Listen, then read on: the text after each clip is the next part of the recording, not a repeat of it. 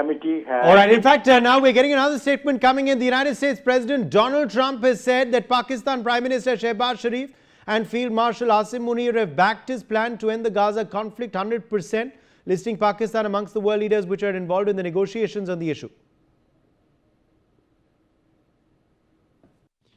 I also want to thank Prime Minister Netanyahu for agreeing to the plan and for trusting that if we work together, we can bring an end to the death and destruction that we've seen for so many years, decades, even centuries, and begin a new chapter of security, peace, and prosperity for the entire region. And I want to just say that my meetings and dialogue that we had with so many countries, Saudi Arabia as an example, the king is a phenomenal person.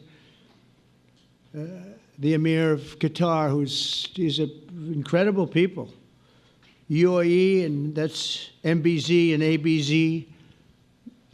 We're totally involved. These are the people that we've been dealing with and who've been actually very much involved in this negotiation, giving us ideas, things they can live with, things they can't live with. Pretty complex.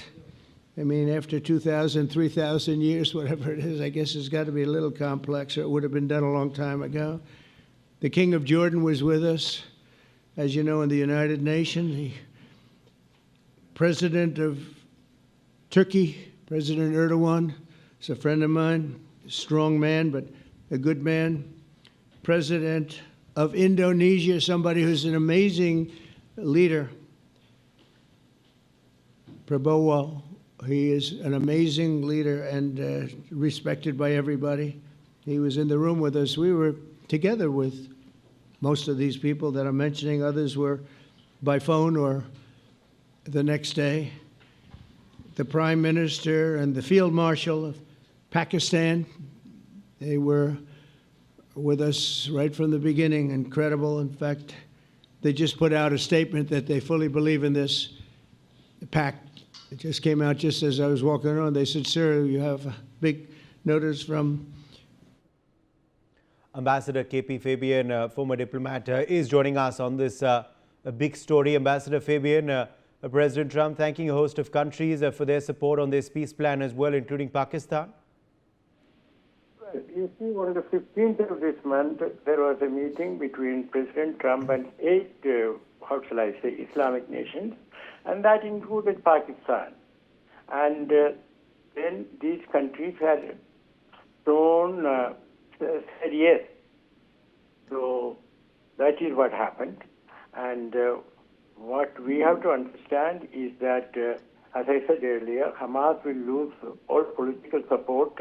Of course, Trump had not invited everyone. He carefully chose. He had not invited, for example, Algeria. And incidentally, I'm now talking something about Trump's speak.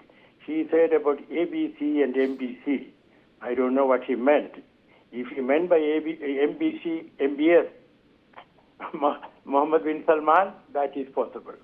Anyway, I think as it is, the one question remains, will Netanyahu carry out his obligations? Because as I said earlier, he had incited people to murder Rabin, who had signed the Oslo Accords.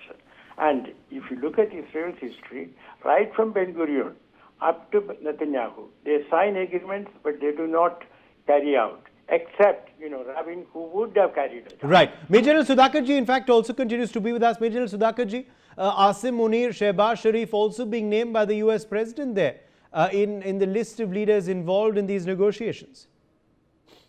Yeah, I think you have pointed out a very relevant and important turn of events in 21st century. Presence of Asim Munir and Sharif in this entire bandwagon of activities going on and the groups which are emerging actually is indicative of a new dimension. The new dimension could be that to bring in Pakistan into the realm of groups and alliances, emerging alliances and groups, and link it up with Abraham Accord. If that happens, then there will be checks and balances. Then there is a big, deep meaning with a deep implication of all the activities going on. And I would compliment if this is what is being planned for a long term. But then there is going to be a bigger danger emerging out of these groups and the alliances which would be forming in due process of bringing peace to Middle East.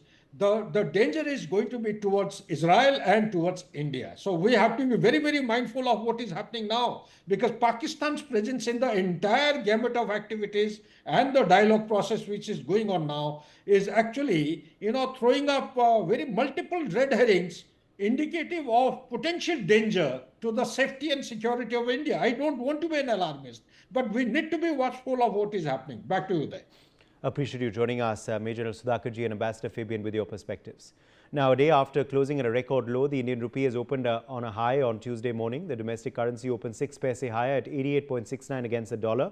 The currency had fallen